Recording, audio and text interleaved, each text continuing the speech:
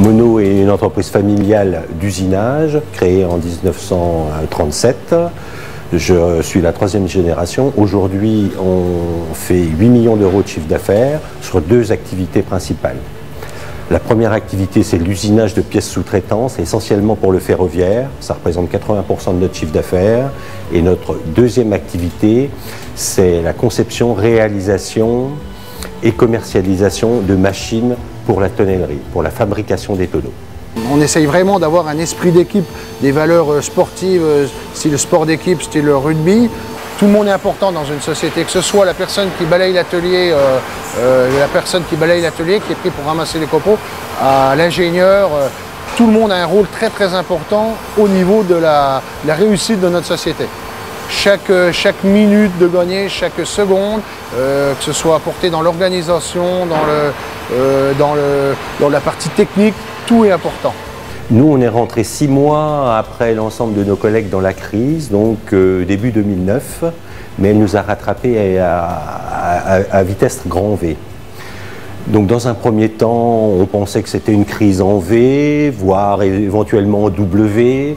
Donc on a fait le dos rond, on a serré nos dépenses, on a ajusté notre effectif au plus juste et on a essayé de s'adapter à la période. Tout le monde est bien conscient que la période actuelle est très difficile dans tous les domaines. C'est très difficile de décrocher des commandes, d'être compétitif, de trouver des gens compétents. Quand on a commencé à comprendre que la crise s'installait durablement, 2 possibilités s'offraient à nous. Soit on continue à faire le dos rond et on essayait de passer cette crise tant bien que mal, soit on prenait notre destin à bras-le-corps et on s'organisait pour sortir gagnant de cette crise. Concrètement, ça s'est passé par une phase de réflexion, de choix d'outils modernes et performants, et le développement du service commercial à un moment où on aurait peut-être dû diminuer la dépense.